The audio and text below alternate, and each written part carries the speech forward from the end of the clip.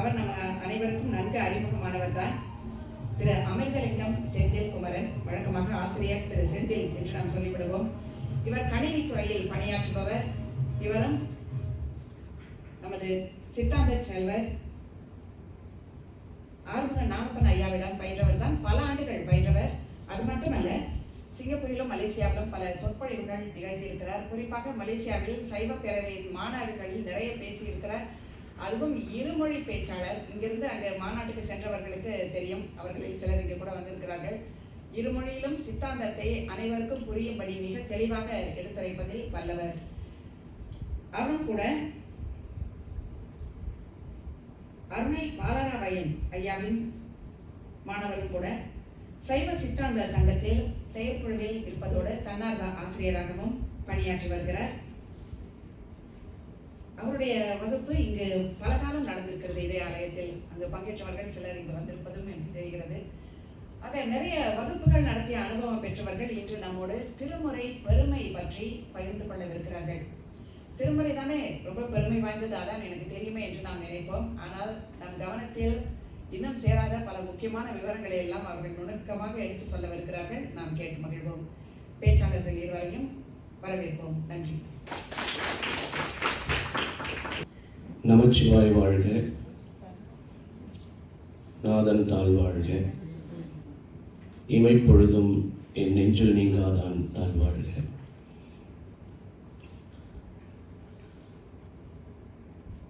Singapore சைவ சித்தாந்த சங்கத்தினுடைய தலைவர் அவர்களே, சைவ சித்தாந்த சங்கத்தினுடைய பொருளாளர்களே, திருமுறை மாநாட்டு குழுவில் இடம்பெற்றிருக்கக்கூடிய திருமுறைகளிலேயே ஊறி தன்னுடைய வாழ்க்கை நடத்தி கொண்டிருக்கக்கூடிய வெங்கட்டையா அவர்களே, சைவ சித்தாந்த சங்கத்தினுடைய மாணவர்கள் பலர் இங்கிருப்பது என்னால் காண முடிகிறது. அவர்கள் அனைவரையும் வருக என்று வரவேற்கின்றோம். இந்த நிகழ்ச்சி இங்கே சிறப்பாக நடைபெறுவதற்கு அருள் செய்திருக்கக்கூடிய அருள் தரும் தருமமுனீஸ்வர பெருமான் திருவடிகளை போற்றி வணங்குகின்றோம். எங்களை போன்றவர்கள் சைவ சித்தாந்த கருத்துக்களை இது போன்ற மேடைகளிலே எடுத்து இயம்புவதற்கு ஏதுவாக நாங்கள் தயாராக வேண்டும் என்று சொன்னால் அதற்கு உரிய ஒரு பின்னணி இருக்க வேண்டும், அதற்குண்டான ஒரு கட்டமைப்பு இருக்க வேண்டும். அந்த கட்டமைப்பினை உருவாக்கி முழு ஆதரவளித்து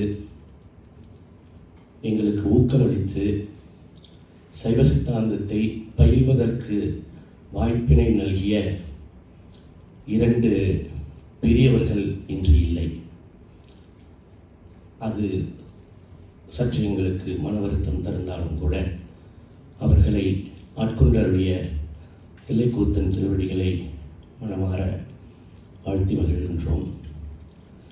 நான் குறிப்பிட்ட அந்த இரண்டு பெரியவர்கள் என்பவர்கள், ஒன்று அருள் தரும் திருமுனீஸ்வர ஆலயத்தினுடைய மேலாண்மை குழுவில் இருந்த முன்னாள் உறுப்பினர், சைவ சித்தாந்த சங்கத்தினுடைய முன்னாள் செயலாளர் பொருளாளர் திரு மதியையா அவர்கள். மற்றொருவர் செம்மனார் ஆலயத்தில் செயலாளராக இருந்து எங்களை நடத்திய மயூரதன் ஐயா அவர்கள். இவர்களுக்கும் எங்களுக்கும் என்ன தொடர்பு என்றெல்லாம் ஆராய்வதற்கில்லை. நாம் ஒவ்வொருவரும் எதையோ ஒன்றை சார்ந்தே தான் இருக்கின்றோம். யாரும் இங்கே இண்டிவிஜுவலாக செயல்பட முடியாது. ஏனென்றால் உயிர் சார்ந்து அதன் வண்ணமாகின்ற பண்புடையது, உயிருடைய இலக்கணம் அது. ஏதாவது ஒரு விஷயத்தை சார்ந்துதான் நாம் இருக்க வேண்டியிருக்கின்றது. அந்த வகையிலே இது போன்ற பெரியவர்களை சார்ந்தும் எங்களுடைய வாழ்க்கை இருந்தது. இன்று அவர்கள் காட்டிய வழியிலே நாங்கள் இருக்கின்றோம் என்று சொல்லலாம். மற்றும் இதுபோன்ற சைவ சித்தாந்த நாலேஜ் டிரான்ஸ்ஃபர்மேஷன் என்பது நடப்பதற்கே ஒரு மிகப்பெரிய தாராள சிந்தை வேணும், தாராள மனம் வேண்டும். மலேசிய சைவ பேரவையினுடைய தலைவர் ஆறுமுக நாகப்பன் ஐயா அவர்கள் எங்களை வழிநடத்துகின்றார். தமிழகத்திலிருந்து அருணையாருடைய துவப்புதல்வர் அருணை பாலராயன் ஐயா எங்களை வழிநடத்துகின்றார். நாங்கள் சைவ சித்தாந்த சங்கத்திலிருந்து ஆசிரியர்களாக எதை பேசினாலும் அது எங்களுக்கு அவர்கள் கொடுத்த அறிவுக்கொடை என்று சொல்வதிலே பெருமிதம் கொள்ளும். இன்றைய தினம் அருள் தரும் தருமணீஸ்வர ஆலயத்தினுடைய மகா கும்பாபிஷேகத்தை ஒட்டி நடக்கின்ற இந்த மண்டலாபிஷேக நிகழ்வில் 2வது நாளாக நாங்கள் இந்த நிகழ்ச்சியை நடத்துகின்றோம். முந்தைய நிகழ்ச்சி திருமுறை ஓதுதலாக இருந்தது. இன்று திருமுறை சார்ந்த அது உள்ளே இருக்கின்ற உட்கடையாகிய சைவ சித்தாந்த கருத்துக்களை எடுத்துச் சொல்லக்கூடிய ஒரு வாய்ப்பாக நாங்கள் பயன்படுத்துகின்றோம். தெரிந்தோ தெரியாமலோ அஜெண்டாவிலே இல்லாத ஒரு விஷயத்தை 2 பெண்மணிகளும் சுட்டி காட்டினார்கள். ஏன் நெத்தியில் திருநீர் இல்லை என்று ஆரம்பித்தாங்க. அதையே தொடர்ந்து இவரும் அதை பற்றியே பேசினார். திருநீர் நெற்றியில் இல்லாதது ஒரு பெரிய குறை இல்லை என்பதை நாம் அதை பெருசாக மிகைப்படுத்த வேண்டாம் என்று நான் நினைக்கிறேன். ஏனென்று சொன்னால் திருநீர் நம்முடைய செல்லவில்லை. திருநீர் மட்டுமல்ல, திருநீர் பூசாத ஒருவர் 5 எழுத்தை இடையராது உள்ளே கணித்துக் கொண்டிருந்தால் அவரை நாம் எப்படி எடை போடுவது அல்லவா? குறை கூறுவதாக எண்ண வேண்டாம். ஒருவருடைய பக்குவ நிலை மற்றொருவருக்கு தெரியாது என்பதால் சொல்ல வருகின்றேன். ஆன்மாவினுடைய பக்குவம் என்பது ஆண்டவனுக்கு மட்டும்தான் தெரியும். உள்ளே எவ்வளவு 5 எழுத்து ஊறி கிடக்கின்றது என்பது அவனுக்கு தானே தெரியும். அதே நேரத்தில் பெருமானுடைய வேடங்களாக திருந்து தேவன்குடி பெருமானுடைய வேடங்களாக ஞானசம்பந்த பெருமான் காட்டுகின்ற இந்த அவர் இன்னதுன்னெல்லாம் குறிப்பிடல் வேடங்கள் என்று பொதுவாகத்தான் சொல்கிறார். வேடங்கள் என்பதை நாம் எவ்வாறு எடுத்துக்கொள்கிறோம் என்று சொன்னால் நீரணிதல், அக்குமாலை அணிதல், 5 எழுத்தை சதா ஓதுதல் என்றெல்லாம் நாம் எடுத்துக்கொள்ளலாம். பெருமான் சார்ந்த எதுவாக இருந்தாலும் அது நம்மோடு ஒட்டிக்கொள்ளுமாயின் அது நமக்கு என்ன நன்மை செய்யும் என்று ஞானசம்பந்த பெருமான் சொல்கிறார். மானம் ஆக்குவன, மாசு நீக்குவன, வானை உள்கச் செல்லும் வழிகள் காட்டுவன, சிவவேடங்களை நாம் தரித்துக் கொள்வதால், திருநீர் அணிந்து கொள்வதால், அக்குமாலை அணிந்து கொள்வதால், இடையராது இந்த நாவிலே 5 எழுத்தை ஓதுவதால் இந்த 3ம் கிடைக்கும் என்று ஞானசம்பந்த பெருமான் சொல்கின்றார். மானம் ஆக்குவன நமக்கு பெருமை தருகின்றது என்று அர்த்தம். மாசு நீக்குவன உலகியல் வாழ்க்கையில் இருக்கக்கூடிய மனமாசுகளை நீக்கும். உயிரை ஒட்டி இருக்கக்கூடிய ஆணவம் ஆகிய மாசையும் அது நீக்கும். இதையெல்லாம் நீக்கி அருளும். கூடவே இன்னொரு முக்கியமான விஷயத்தையும் அது பண்ணும்.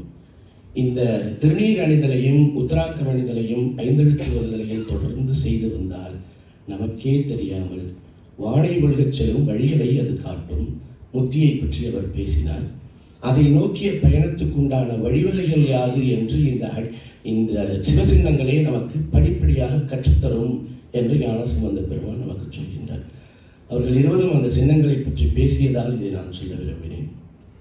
இன்றைய நிகழ்விலே எடுத்த எடுப்பிலே தமிழக மரபுப்படி 2 மாணவர்கள் அனந்தசயனும் நம்முடைய தனுஷ்சயனும் சில திருமுறை பாடல்களை பெருமானுக்கு விண்ணப்பம் செய்தார்கள். தம்மையை புகழ்ந்து, ஆனந்தான் உகந்து, விண்ணின்று எழுந்து, இருளார்ந்த கண்டமும் என்றெல்லாம் பாடினார்கள். இந்த பாடல்களிலிருந்து தான் திருமதி அகிலா அவர்கள் இது எவ்வாறு நம்முடைய வாழ்வியலுக்கு பொருந்தும் என்று இணைத்து பேசினார்கள். நம்முடைய சமயம் சைவம். இந்த சமயத்தில் உள்ள நாம் இந்த சமயத்தில் மிகுந்த உறுதி உடையவர்களாக இருக்க வேண்டும் என்று சொன்னால் இந்த சமுதாயம் இன்னும் அதிக செறிவோடு அறிவு செறிவோடு இருக்க வேண்டும் என்று சொன்னால் நமக்கு அந்த பத்திமை மட்டும் போதாது என்பது நம் அடியனுடைய கருத்து. நமக்கு அந்த திருமுறை பாடல்கள் எவ்வளவு அறிவார்ந்த செய்திகளை நமக்கு தருகின்றது, பெருமான் எவ்வாறு இந்த உலகத்தை இயக்குகின்றான் என்று அத்தனை திருமுறை பாடல்களும் நமக்கு அருளி செய்கின்றன. அந்த தத்துவங்களை நாம் தெரிந்து கொள்வதற்கு முற்பட வேண்டும். அந்த அறிவே நமக்கு ஒரு கால் அன்பாக மாறிவிடும். முதிர்ந்த அறிவினுடைய பயன் இறைவன் திருவடிக்கு அன்பு என்பது திருமுறைகளில் இருக்கக்கூடிய செய்தி. ஒவ்வொரு பாடலை பாடும் பொழுதும் அதை ஒரு துதிப்பாடலாக மட்டும் கருதாமல் அது உள்ளே இருக்கக்கூடிய அந்த தத்துவ சிந்தனை யாது என்பதை நாம் சிந்திக்க வேண்டும். அதை ஒட்டி தம்மையே புகழ்ந்தும் ஆனந்தானுகந்தும் எப்படி இந்த வாழ்வியலுக்கு பொருந்தும் என்பதை பற்றி திருமதி அகிலா பின்னால் 2 பாடல்கள் பாடப்பட்டன. வெண்ணின்று எழுந்து என்று ஒரு குழந்தை பாடினார், இருளார்ந்த கண்டவம் என்று மற்றொரு குழந்தை இதுவும் திருமுறை பாடல்கள் தான். இவையும் பெருமானை வாழ்த்துவதற்கு பயன்படுத்தக்கூடிய பாடல்கள் தான். ஆனால் அந்த பாடலுக்குள் இருக்கக்கூடிய சைவ சித்தாந்த கருத்துக்கள் யாவை என்பதை எப்போ நாம் தெரிஞ்சு வச்சிருக்கோமோ அப்போ நாம் இன்னும் வேகமாக, இன்னும் அணுக்கமாக பெருமானிடம் செல்ல முடியும் என்ற ஒரு நோக்கத்திலே தான் அதில் உள்ள தத்துவ செய்தியை சொல்ல வேண்டும் என்று நாங்கள் எண்ணினோம். நீங்கள் கவனித்தீர்களா என்று எனக்கு தெரியவில்லை. அது திருமந்தகத்திலிருந்து அந்த தம்பி பாடினார். வெண்ணின்று எழுந்து வினைக்கீடாய் மெய்கொண்டு தன்னின்ற தாளை முன் தலைக்காவல் முன்வைத்து உன்னின்று ஒடுக்கி ஒரு ஒப்பிலா ஆனந்த கண் நின்று காட்டி கலிம்பருத்தானே என்று பாடல் வருகிறது. இந்த பாடல் ஒரு மிகப்பெரிய சீக்வன்ஸ் சொல்லுது நமக்கு. சிவபெருமான் இந்த உயிர்கூட்டத்திற்காக செய்கின்ற மிகப்பெரிய ஒரு செயலை ஒரு சீக்வன்ஸ் அவர் சொல்லிக்கிட்டே வர்றார். அதில் பார்த்தோம்னு சொன்னால் விண் என்று அந்த பாடல் துவங்குகின்றது. பொதுவாக விண்ணுன்னா என்ன? மேலே இருக்கக்கூடிய வானத்தை காட்ட போகிறோம். விண் என்பது வானம் என்று சொன்னால் விண்ணின்று இழிந்து என்று சொல்கிறார். விண்ணின்று பெருமான் சாமி எங்கே இருக்கார், சாமி எங்கே இருக்காருன்னு நம்ம பேசணும் அப்படின்னா குழந்தைங்கள்ட்ட கேட்டால் கூட சாமி மேலே இருக்காருன்னு காட்டுவாங்க. ஏன்? அதுதான் தேவர்கள் இருக்கிற இடம், அதுதான் வானம், வானத்தில் தான் பெருமான் இருக்கான், மேலே இருக்கான் என்பதனால அதை சொல்கிறாங்க. அவ்வாறு அங்கே இருக்கக்கூடிய பெருமான் உண்மையிலே எங்கே இருக்கான் என்று சொன்னால் அது உள்ளுக்குள்ளே இருக்க, உயிருக்கு உயிராக பெருமான் இருக்கின்றான், அது வேற விஷயம். இருந்தாலும் மேலே இருக்கக்கூடியவர் அங்கே இருந்து விடலாம் அல்லவா? ஏன் விண்ணின்று இழிந்து இங்கே வர வேண்டும்? இழிந்து என்றால் இறங்கி வருகிறார் என்று. ஏன் வர வேண்டும் என்று நாம் சிந்திக்க வேண்டும். அந்த பாடலை ஒரு துதிப்பாடலாக கொண்டு பெருமானை நாம் வணங்கினாலும் கூட அது உள்ளிருக்கக்கூடிய சித்தாந்த செய்தியை கறக்க வேண்டும் என்பதற்காக நான் அதை சொல்ல வருகின்றேன். விண் என்பது வானம் என்று கொண்டால், அங்கே பெருமான் இருக்கின்றான் என்று கொண்டால், பெருமானாகவே இருந்து விட்டால் நம்மால் காண முடியுமா? அவன் இருக்கிறது மேலே, நாம் இருக்கிறது கீழே. இங்கிருந்து நீங்க எவ்வளவுதான் இந்த ஊனக்கண்ணால் பார்த்தாலும் அங்கு இருக்கின்ற பெருமானை காண முடியாது அல்லவா? அப்போ என்ன நடக்கணும்? நம்மளால மேலே போக முடியுமா என்றால் போக முடியாது. அந்த ஆற்றல் நம்மிடம் இல்லை. அப்ப என்ன நடக்கணும்? ஒரே ஒரு சாய்ஸ் தான் இருக்கு. என்ன? மேலே இருக்கிறவன் கருணையினாலே இறங்கி வர வேண்டும். அதைத்தான் சாமி செய்கின்றார். விண்ணின்று இழிந்து கீழே வருகின்றார். விண்ணிலே அவர் எப்படி இருந்தார், கீழே எப்படி வருகிறார் என்று பார்க்கணும். மேலே எப்படி இருந்தார் சாமி என்றால் அவர் சொரூப நிலையிலே இருந்தார். பெருமானுக்கு 2 நிலைகள் உண்டு. ஒன்று பெருமானுடைய சொரூப நிலை, அவனாகவே இருந்து விடுவது. மற்றொன்று பெருமான் நமக்காக இறங்கி வருகின்ற ஒரு நிலை. அதற்கு சொரூபம் என்று பெயர், இதற்கு தடத்தம் என்று பெயர். 2 நிலைகளிலே இறைவன் வருகின்றார். சொரூப நிலையை விட்டுருங்க, அது அப்படித்தான், அங்கதான் சாமி இருப்பார். அதை யாரும் போய் ஒருவேளை யாராவது போய் பெருமான சொரூப நிலையில பார்த்துட்டாங்க அப்படின்னு சொன்னால் ஒரு காலம் அவங்க திரும்பி வந்து சொல்ல போறதில்லை. சொரூப சிவத்தோடு கலந்தவர்களுக்கு அதுதான் எண்டு, முடிவிந்த முடிவுறது. இறைவன் திருவடியிலே 2 கலந்திருந்து எப்பவும், அது முற்றழிப்பு காலமாக இருந்தாலும் சரி, உலகம் இயங்குகின்ற காலமாக இருந்தாலும் சரி, இறைவன் திருவடி இன்பத்தை தந்தபடியே இருப்பான். அந்த ஆன்மா துய்த்தபடியே இருக்கும். இது அதோட ஸ்டேட். அதை விட்டுருவோம், சொரூப சிவத்தை விட்டுருவோம். அங்கிருந்து பெருமான் கருணை காரணமாக விண்ணின்று இழிந்து கீழே இறங்கி வருகின்றார். இறங்கி வர்ற இடத்துக்கு பேரு தடத்தம் என்று நான் சொன்னேன். பாருங்க, அவ்வாறு இறங்கி வரக்கூடிய பெருமான் எப்படி நமக்கு காட்சி கொடுக்கின்றார்? சாமி எப்படி நமக்கு காட்சி தருவார் என்று சொன்னால், நமக்கு மானுடர்களாகிய நமக்கு ஆணும் பெண்ணுமாக தோன்றி நிற்கின்றார் அல்லவா? சிவமும் சக்தியுமாக தோன்றி வருகின்றார். சில இடங்கள்ல அர்த்தநாரீஸ்வரர் கோலம் என்றெல்லாம் நாம் பார்க்கிறோம். எதுவாக இருந்தாலும் ஆண்டவன் நமக்காக காட்டுகின்ற காட்சிக்கு பேரு தடத்தம். இந்த மனித கூட்டத்திற்கு மட்டும் இந்த காட்சி கிடைக்கின்றது. வேறு உயிர்களுக்கு எவ்வாறு கொடுப்பான் காட்சி என்று சொன்னால், அந்தந்த உயிர்களை ஆட்கொள்வதற்காக அந்தந்த உடம்புகளோடு தான் பெருமான் போவான். ஒரு பன்றியை ஆட்கொள்ள வேண்டும் என்று சொன்னால் பன்றியாகத்தான் சாமி போவார். அதை நம்ம கதையில் நாம் படிச்சிருப்போம், வரலாற்று செய்திகளில் படிச்சிருப்போம். பன்றிக்குட்டி, தாய்ப்பன்றி இறந்து விட்டது, அது குட்டிகள் எல்லாம் பசியில் வாடுகின்றன. என்ன செய்யறதுன்னு பார்த்தார் சாமி. தாயுள்ளம் கொண்டவர் அல்லவா, தான் பன்றியாக மாறி சேற்றில் படுத்துக் கொண்டார். அப்போ அந்த பன்றிக்கு அருள் செய்ய வேண்டும் என்று சொன்னால் பன்றியாகத்தான் செல்ல வேண்டும். அந்தந்த உயிர் தாங்கி இருக்கக்கூடிய உடலிலேயே தான் பெருமான் தோன்றி நின்று அருள் செய்வான் என்பது ஒரு செய்தி. இப்போ நமக்காக இறங்கி வந்தார் இல்லையா, வெண்ணின்று இழிந்து வருகின்றார். எப்படி வரார் என்று பாருங்கள். சாமி வினைக்கு ஈடாக மெய்க்கொண்டு வருகின்றார் என்று அதில் குறிப்பு வருகின்றது. வினைக்கு ஈடாக மெய்க்கொள்ளுதல் என்று சொன்னால், நமக்கு இந்த மானுட பிறவி வாய்த்துள்ளது. இந்த பிறவிக்கு எது காரணம் என்று யாராவது நம்மை கேட்டால், இந்த பிறவி, இப்போ நீங்கள் மனுஷ பிறவி எடுத்திருக்கீங்களே, இதுக்கு என்ன காரணம் என்று யாராவது சொன்னால் ஒரே வார்த்தையில் பதில் சொல்லணும். என்னென்ன? வினை பயன் என்று சொல்லணும். ஒரு பிறவிக்கு எது விதை என்று சொன்னால் வினைதான் விதை. இப்போ என்னுடைய பிறவிக்கு என்னுடைய வினை விதை. இந்த உடம்பு தோன்றுவதற்கு என்னுடைய வினைதான் விதை. வேறு வேறு உயிர்களுக்கு அதற்கேற்ப வினைகள் ஈட்டப்பட்டிருக்கின்றன, அது தோன்றி வருகிறது அல்லவா? இப்போ என்னுடைய வினைக்கு ஏற்ப எனக்கு உடம்பு கிடைக்கிறது ஆச்சரியம் இல்லைங்க. என்னுடைய வினைக்கு ஏற்ப எனக்கு ஒரு உடம்பு வாய்ப்பது ஒன்றும் ஆச்சரியம் இல்லை. ஆனால் சாமி என்ன செய்யறாரா, விண்ணின்று இழிந்து வினைக்கு ஈடாய் மெய்கொண்டான் என்று எழுதுறார். வினைக்கு ஈடாய் மெய்கொண்டான்னா, நான் என்னுடைய வினைக்கு ஈடாய் மெய்கொள்வது என்பது ஆச்சரியம் அல்ல. ஆட்கொள்ளப்படுகின்ற ஆன்மா இருக்கின்றது அல்லவா, அதனுடைய வினைக்கு ஈடாக அவன் ஆட்கொள்ள வர வேண்டும் அல்லவா, அதற்கு ஈடாக ஒரு மெய்யை அவன் கொள்கின்றான் என்று குறிப்பு தருகின்றார்கள். பெரும் கருணையாளன் எந்த ஆன்மாவை அவன் ஆட்கொள்ளப் போகின்றானோ அதற்கு ஏற்ப அவன் உருவம் கொள்கின்றான் என்று எடுக்கிறாங்க. எப்படி புரிஞ்சுக்கணும் என்று சொன்னால், இந்த ஆன்மாக்களை பொறுத்த வரைக்கும் 3 பிரிவுகளில் நாம் இருக்கிறோம். அதாவது உயிர் என்பது ஒரே குலம்தான், உயிர் கூட்டம் என்று சொல்லணும். உயிர்கள் எண்ணற்றவை, உயிர் கூட்டம். இதை 3ஆக பிரிக்கலாங்க. உயிர் கூட்டத்தை 3ஆக பிரிக்கலாம். ஒன்று சகலர் என்று நாம் சொல்லக்கூடியது, இன்னொன்று பிரளயாகலர் என்று சொல்லக்கூடியது, இன்னொன்று விஞ்ஞானகலர் என்று சொல்லக்கூடிய. என்ன வித்தியாசம் இவங்களுக்கெல்லாம் என்று சொன்னால், சகலர்களாக இருக்கக்கூடியது நாம் தான். நமக்கு 3 அழுக்குகள் உண்டு. என்ன அழுக்கு? ஆணவம், கன்மம், மாயை ஆகிய 3 அழுக்குகள் உண்டு. நமக்கு மேல் படித்தரத்தில் இன்னொரு கூட்டம் இருக்கு. மொத்தம் 3 கூட்டம் தான். நமக்கு மேல் படித்தரத்தில் இன்னொரு கூட்டம் இருக்கு. அவங்களுக்கு பேரு பிரளயாகலர். அவங்க கிட்ட 2 அழுக்கு தான் இருக்கும். என்னென்ன அழுக்கு? ஆணவமும் கன்மமும். மாயை ஆகிய இந்த உடம்பு அவர்களுக்கு கிடையாது. மாயையிலிருந்து தோன்றியதாகிய இந்த 3வது அழுக்கு அவர்களுக்கு இல்லை. அடுத்ததாக அதற்கு மேல் படித்தரத்தில் மிக உயர்ந்த நிலையில இன்னொரு உயிர் கூட்டம் உண்டு. அந்த கூட்டத்துக்கு பேரு விஞ்ஞானகலர் என்று பெயர். அவர்களுக்கு என்ன குறை என்று சொன்னால், அவர்களுக்கு ஆணவம் மட்டும்தான் இருக்கும், கன்மமும் மாயையும் கிடையாது. இப்ப இந்த உடம்பை வச்சுக்கிட்டு நான் இந்த உலகத்துல வாழறேன் என்று சொன்னால், என்கிட்ட 3 சொத்து இருக்கு.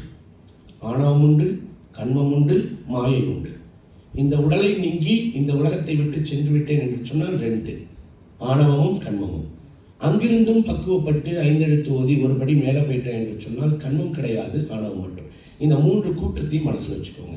விஞ்ஞானகலர், பிரளயாகலர், சகலர் என்று 3 பேர் இருக்கு.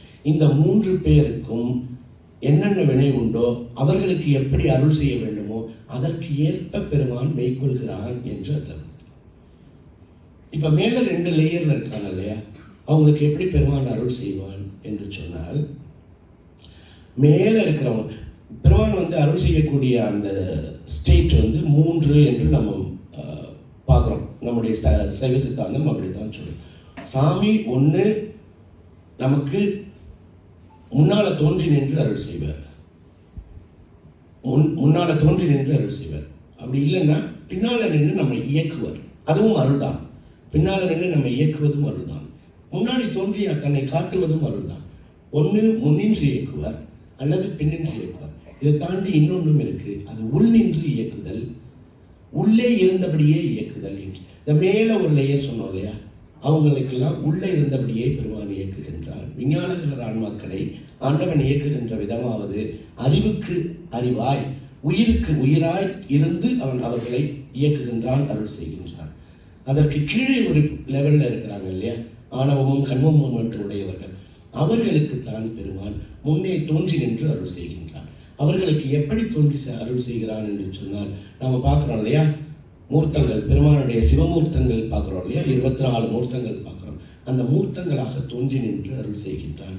பிச்சாடனர் பார்க்கிறோம், பைரவர் பார்க்கிறோம், அர்த்தநாரீஸ்வரர் பார்க்கிறோம், அப்புறம் சோமாஸ்கந்தர் பார்க்குறோம். நீ என்னென்னமோ விஷயங்கள் நம்ம காதுக்கு வருது, எத்தனையோ அலங்காரங்களை கண்ணால் பார்க்குறோம். இது மாதிரி மொத்தம் 24 மகேஸ்வர மூர்த்தங்கள் உண்டு.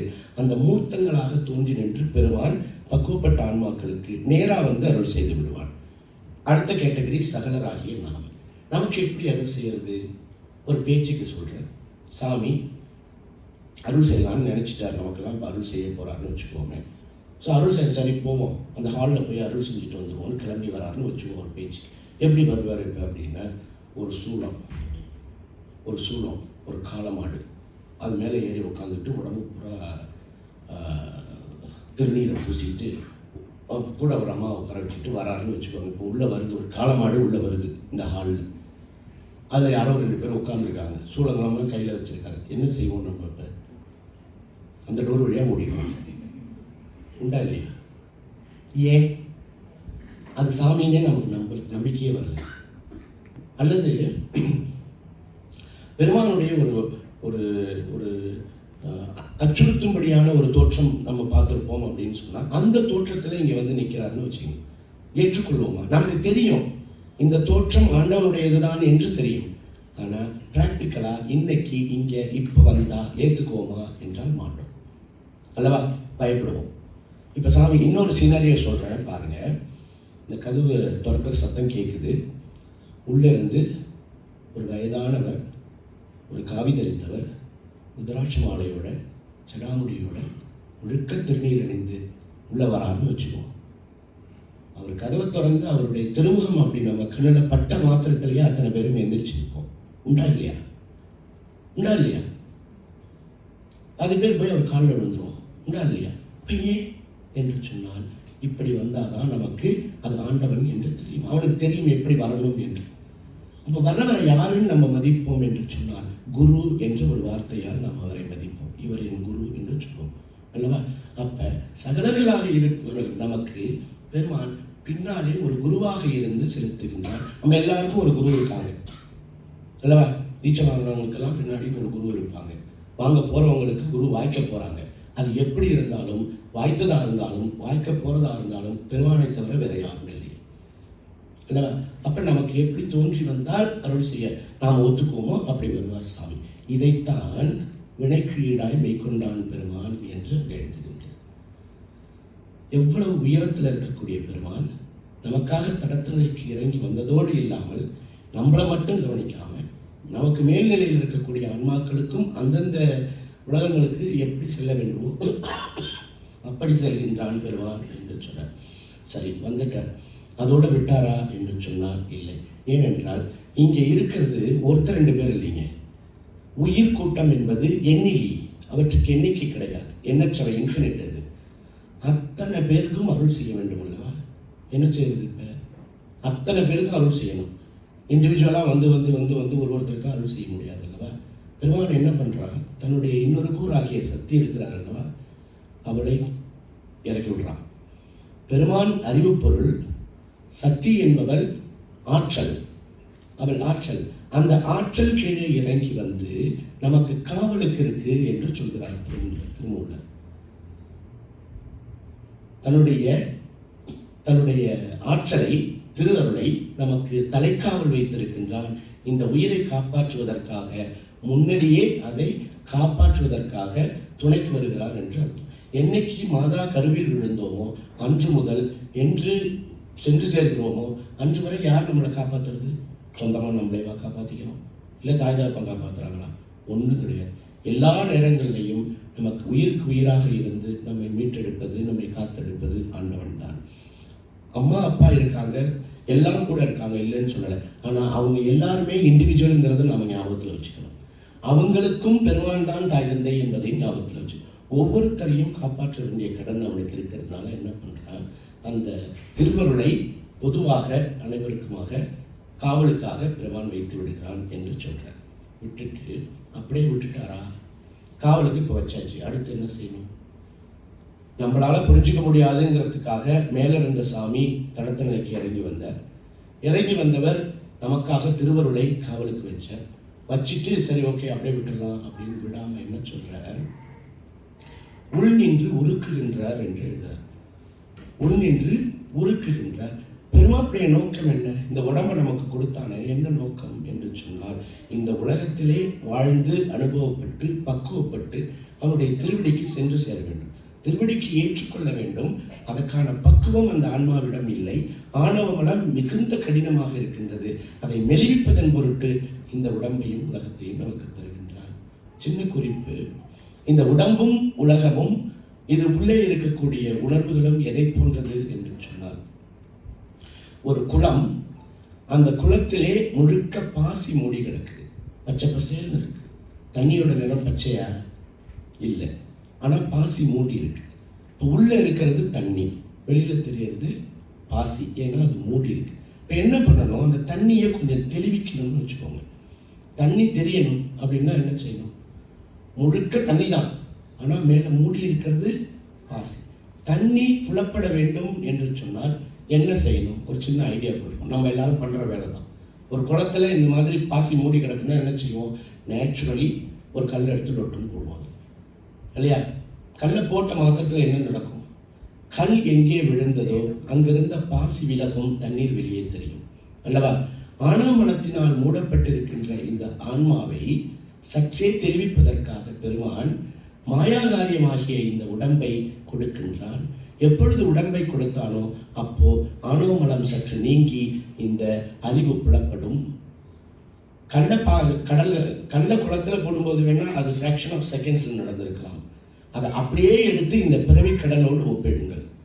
60 வருஷம் இந்த ஆன்மா சற்று தெளிந்து தெளிந்து தெளிந்து தெளிந்து மேம்பட வேண்டும் என்று சொன்னால் ஏதோ ஒரு கல்லை போட்டுக்கிட்டே இருக்கணும் இல்லையா, பட்டுக்கிட்டே இருக்கணும் இல்லையா? அதுக்காக கொடுக்கப்பட்டதுதான் இந்த உடம்பு. இந்த உடம்பு இருக்கும் வரை அறிவு துளங்கும். உடம்பு இல்லை என்று சொன்னால் அறிவு கிடையாது, துளங்காது.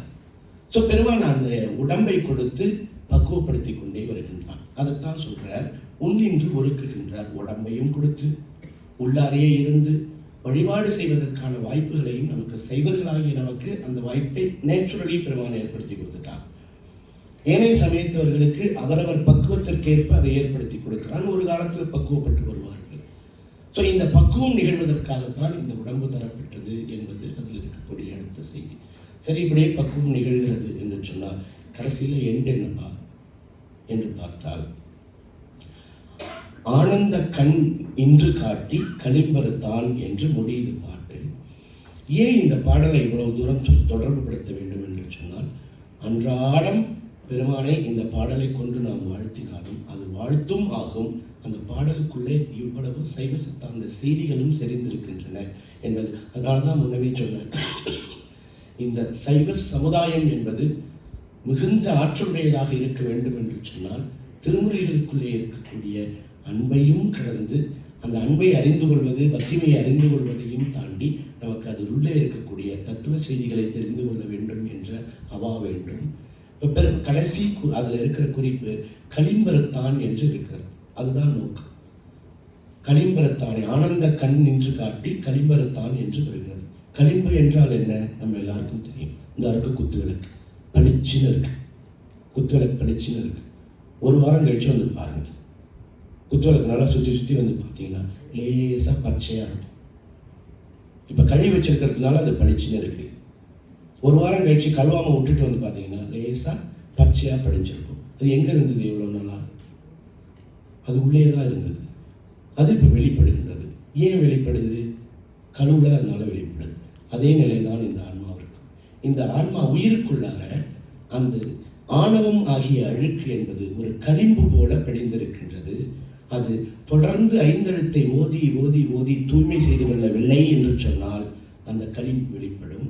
ஆணவமலத்தினுடைய வெளிப்பாடு என்பது ரொம்ப வெளிப்படையாக தெரிந்துவிடும். ஸோ அந்த களிம்பை முற்றும் அறுக்க வேண்டும் என்று பெருமான் விரும்புகின்றார். அப்பதான் அவனோட சேர்த்துக்க முடியும். அவன் அன்பு பொருள் என்று சொன்னால் அவன் கூட சேரணும் என்றால் நாமளும் அன்பு பொருளாகத்தானே இருக்க வேண்டும். அவன் அறிவு பொருள் என்று சொன்னால் அவனோட சேரணும் என்று சொன்னால் நாமளும் அறிவு பொருளாக தானே இருக்க வேண்டும். குறைபாடு இருந்தால் அந்த பொருள் சேராது அல்லவா? ஒத்த இயல்புடைய பொருள்கள் தான் சேர முடியும். அப்ப ஒத்த இயல்புடையவனாக என்னை ஆக்குவதற்காகத்தான் பெருமான் இந்த உடம்பை கொடுத்தான், இந்த உலகத்தை கொடுத்தான். இங்கே வந்து என்னை பக்குவப்படுத்துகின்றான். ஏதோ ஒரு நாள் பக்குவம் வரும். முன்னாடி எனக்கு காவலுக்கு திருவருள் இருந்தது, இன்று பக்குவம் வந்த காரணத்தினாலே ஆணவமாகிய கிளம்பை அறுத்து என்னை ஆட்கொண்டு விட்டான் என்று தன்னுடைய வாழ்க்கையை இந்த 4 வரி பாடலுக்குள்ளார திருமந்திரம் நூலை அருளிய திருமூலர் மிக தெளிவாக விளக்குகின்றார்.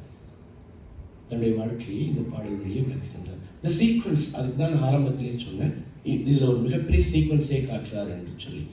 உயிர் ஆணவ மனத்தினுடைய பிடிப்பில் இருக்கின்றது. அங்கிருந்து நீக்க வேண்டும் என்று சொன்னால் தானே விடுபடக்கூடிய ஆற்றல் அதுக்கு இல்லை. ஆண்டவன் தான் செய்தாக வேண்டும். ஆண்டவன் செய்ய வேண்டும் என்று சொன்னால் அவன் சொரூப நிலையில் இருக்கின்றான். அவனை அறிந்து கொள்வதற்கு இதுக்கு ஆற்றல் கிடையாது. அவன் கருணை காரணமாக இறங்கி வந்த ஆண்டவன் என்ன செய்கின்றான்? நம்முடைய வினைக்கு ஏற்ப அவன் உடம்பை கொண்டான்.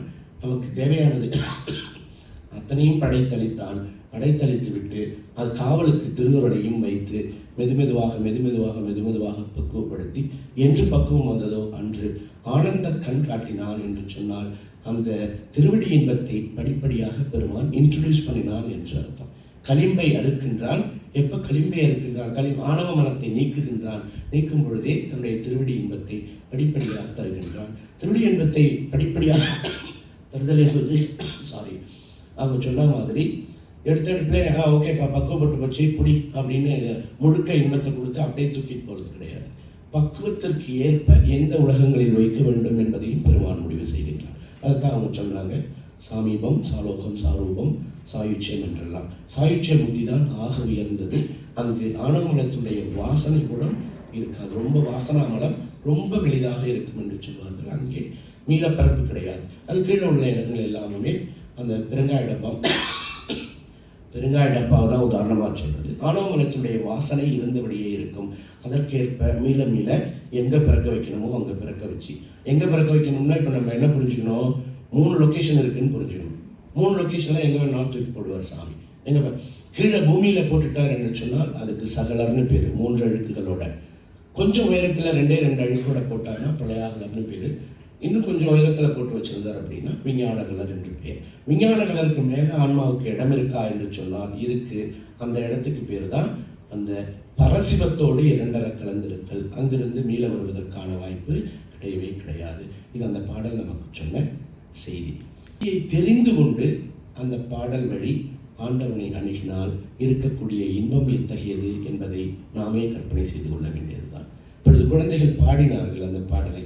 பாடும் பொழுது இது துதிப்பாடல் என்று நம்பிதான் நாம் பார்த்தோம், அர்ச்சனை செய்தோம், அன்போடு வழிபாடு செய்தோம். ஆனால் அதற்குள்ளே ஆண்டவனுடைய அருட்செயல்களும் அவனுடைய கருணையும் இவ்வளவு அடக்கி காட்டப்பட்டிருக்கின்றது என்பதை நாம் தெரிந்து கொள்ள வேண்டும். அதுதான் அந்த திருமுறையில் இருக்கக்கூடிய தத்துவவியல் செய்திகளாக நாங்கள் சொல்ல விரும்பிய செய்தி. இன்னொரு பாடல் பாடினார். இருளார்ந்த கண்டமும் ஏந்துமழுவும் என்று ஒரு பாடலை இன்னொரு தம்பி பாடினார். அது என்ன இருளார்ந்த கண்டமும் ஏந்துமழுவும்? சுருக்கமாக நான் சொல்லி முடிக்க விரும்புகின்றேன். அதாவதுங்க, சாமி கும்பிட்றதுக்காக கோவிலுக்கு போகிறோம். எல்லாருக்கும் அந்த பழக்கம் இருக்குது. போகிறோம், கையெடுத்து கும்பிட்றோம், சாமியை வணங்கிட்டு பேசாமல் வெளில வந்துடுறோம். நமக்கு ஏதோ நமக்கு தெரிஞ்ச தேவாரமோ ஏதோ ஒரு விருப்ப பாடல், சாமி பாட்டோ ஏதோ ஒன்று பாடுறோம். எதுவுமே தெரியலனாலும் என்ன செய்கிறோம்? கையெடுத்து கும்பிட்றோம், கண்ணை முடிக்கிறோம், நமக்கு என்ன வேணுமோ கேட்டுட்டு வந்துடுறோம். சாமி இதெல்லாம் ப்ராப்ளம் இருக்குது, please take care of that அப்படின்னு சொல்லிட்டு, இதில் இதெல்லாம் என்ன ரிலீவ் பண்ணுங்கன்னு சொல்லிட்டு வந்துடும். பிரச்சனையை சொல்ல போகிறோம். அப்படி இல்லைன்னா அன்போடு வணங்க போகிறோம். எதுவாக வேணாலும் இருந்துட்டு போகட்டும். அப்படி தான் சொல்லியும் கொடுத்துருக்காங்க நமக்கு. 5 ஆகிலும் அன்பு பெட்டாகிலும் வணங்கினா ரைட்டு அப்படின்னு சொல்கிறாங்க. நீங்கள் பயந்துக்கிட்டு போய் வாழ்க்கை சூழலை பார்த்து பயந்து பெருமானை தேடி ஓடினாலும் பரவாயில்லை, போய் வணங்குங்கள். திருவடி மீது அன்பு செய்து அதன் பொருட்டு நீங்கள் ஓடி போய் வணங்கினாலும் பரவாயில்லை, செய்யுங்க. எப்படியோ வணங்கினா போதுங்கிறது தான் செய்தி.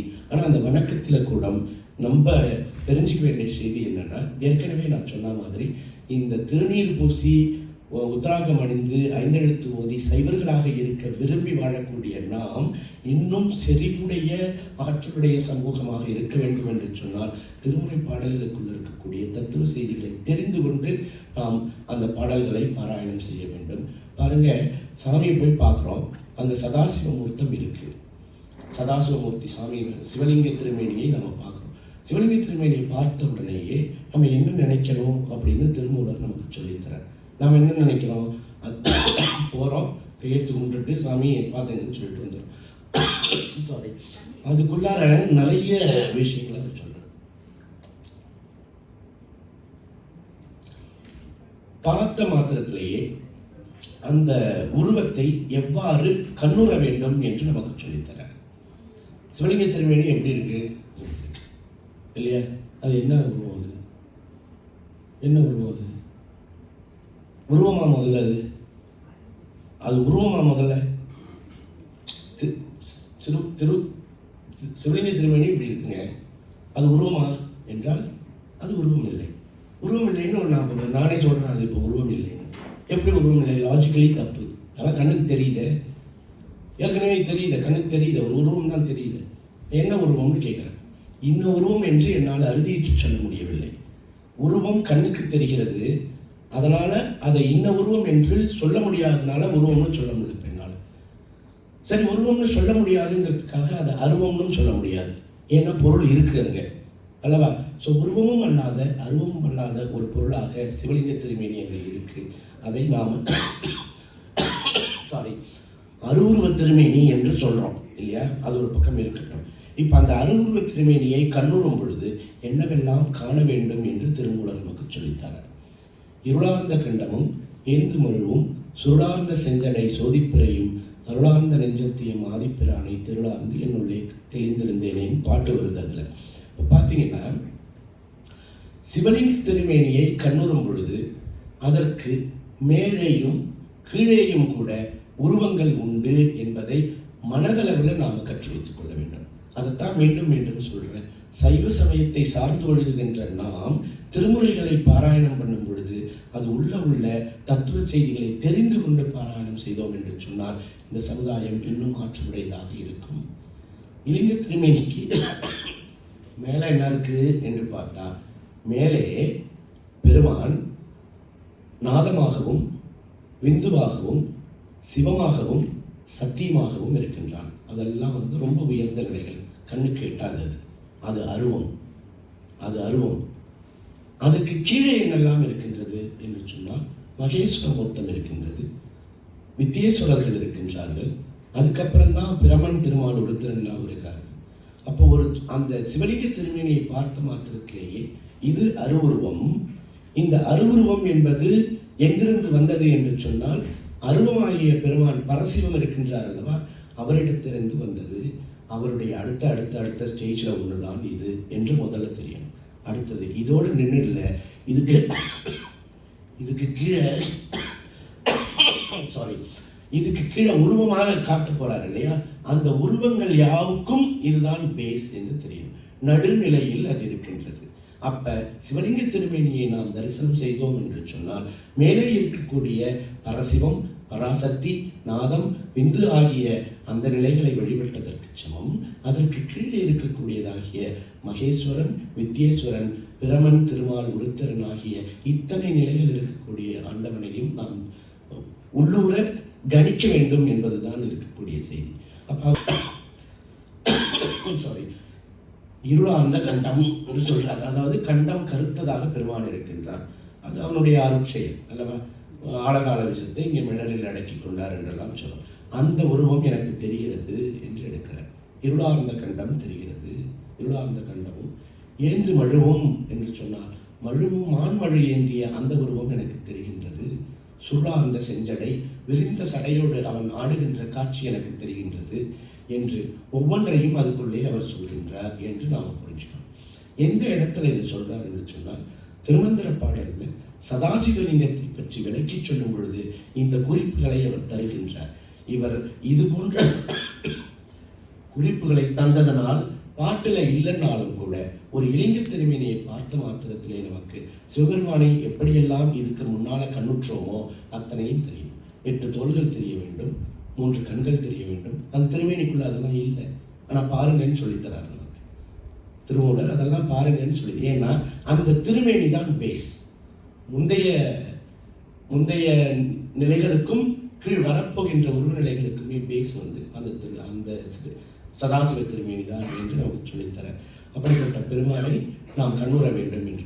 அப்போ என்ன நம்மளுக்கு தெரிஞ்சிக்க வேண்டிய அல்லது இன்று வீட்டுக்கு எடுத்துட்டு போக வேண்டிய செய்தி என்ன என்று சொன்னால், திருமுறைகளை நாம் ஓதும் பொழுது அந்த எந்த திருமுறையாக இருந்தாலும் பரவாயில்ல, 18,000 சொச்சம் பாட்டு இருக்கு. எல்லா பாட்டும் ஏதோ ஒரு கோணத்தில் ஆண்டவனுடைய அருளை பற்றியோ உருவத்தை பற்றியோ அவனை பற்றி நமக்கு சொல்லிக்கொண்டே இருக்கின்றன. அந்த செய்தி என்ன, தத்துவ செய்தி என்ன என்பதை ஆய்ந்து அறிந்து தெரிந்து கொள்வதற்கும் நாம் முற்பட வேண்டும் என்பதுதான் இந்த பேச்சின் வழி நாம் சொல்ல வருகின்ற செய்தி. அதற்காகத்தான் அந்த 2 பாடல்களையும் நாம் எடுத்து இணைத்து பேசினோம். இதுகாலம் நேரம் ஆகிக்கொண்டே போகின்றது. ஸோ இருந்து கேட்ட அத்தனை பேருக்கும் எங்களுடைய சைவ சித்தாந்த சங்கத்தினுடைய சார்பாக நன்றியை தெரிவித்துக் கொள்கின்றோம். இந்த ஆலயத்தில் நம்ம ரவீந்திரநாத் ஐயா தான் இந்த நிகழ்ச்சிகளை கோஆர்டினேட் பண்ணார். அவர் தான் ஒப்புதல் கொடுத்தார் இந்த பேச்சு நிகழ்வதற்கு. அவருக்கு எங்களுடைய நன்றி. இங்கு வந்து இருந்து கேட்ட அத்தனை பேருக்கும் எங்களுடைய சைவ சித்தாந்த சங்கம் சார்பாக நன்றியை தெரிவித்துக் கொள்கிறோம். அடுத்தபடியாக சைவ சித்தாந்த சங்க தலைவர் திருமதி முனைவர் மீனாட்சி அம்மா அவர்கள் வந்து உங்கள்கிட்ட கொஞ்சம் உரையாடுவார்கள். கொஞ்சம் பரவாயில்ல எடுத்துக்கிறேன். அப்பப்போ இருமுனதுக்காக வச்சுக்காங்க. Thank you very much.